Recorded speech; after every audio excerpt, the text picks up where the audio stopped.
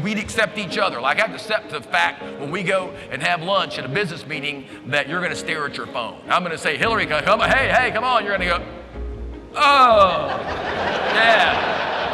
Oh, yeah, Garrison. Oh, no. That's what's going to happen, okay? We have to be realistic. I need you, and I need you. People need to know that you think in terms of options, that you've got multiple solutions for a single problem. You're not just stuck with one idea. When I think about multiple solutions for a single problem, there's a lady down in Florida, and she's the living embodiment of multiple solutions for a single problem because she's a veterinarian and a taxidermist. And her motto is either way, you're getting your dog back. Either way. Either way. Multiple solutions for a single problem.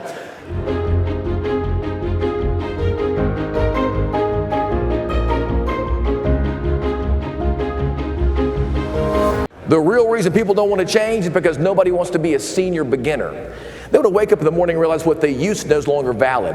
So they shoot holes in the new way and they cling to the old way because it makes them smart. The problem that we have is we get face to face with customers and employees and people around us that believe things so strongly, they're looking for reasons to prove what they already believe is true, and they're not open. So what is your name, sir, right there? David? That guy called you Mark. That was weird. My name is David. Mark, he's Mark. When you take a look at all the research, we saw some stuff from Accenture and some stuff from the Harvard Review and the stuff we partnered with Gallup, and we looked at all this stuff. Think about the people in your life that you know listen to what you say on a consistent basis, how much influence they have over you. The worst leadership strategy is wishing people were like you. You can't do it. I mean, you're just not like me, and I can't manage you like I can manage you.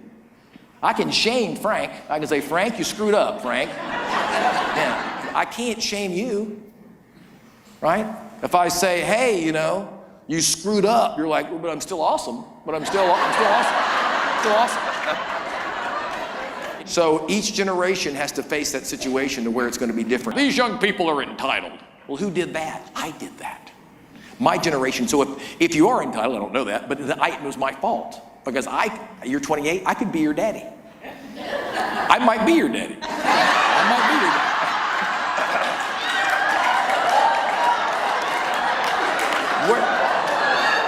There's no way in the world. We got to move past this, I'm sorry.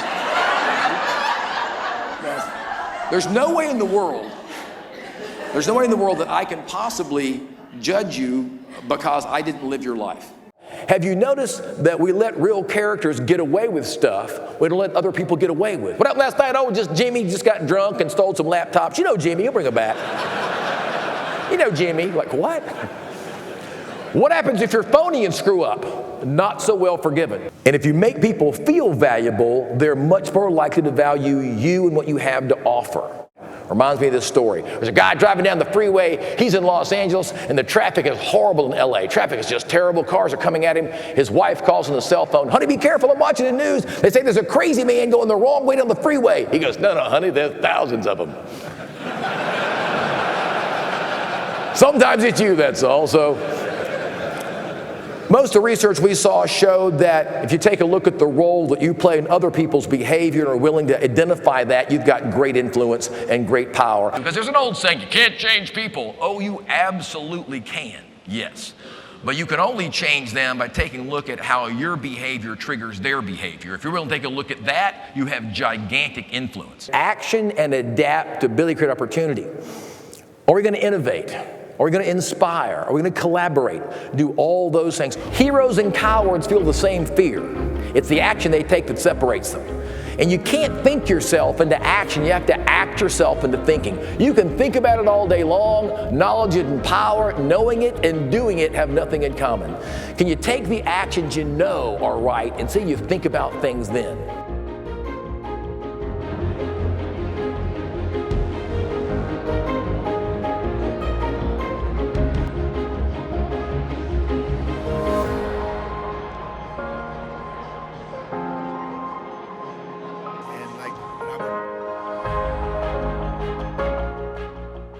managing remote employees is the thing. Oh yeah, why is it the thing? Because more and more people don't want to come to work. No offense, but your people don't want to come to work. They want to be home in their underwear watching Netflix. Okay, that's the problem. You see, if you think that, you don't have trust.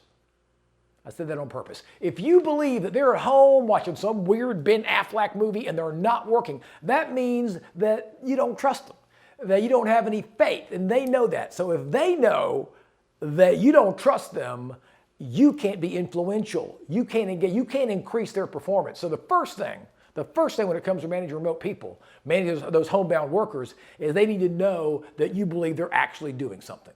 And it's a very basic thing, but remember, sometimes we forget the basics and wonder why the specifics don't work.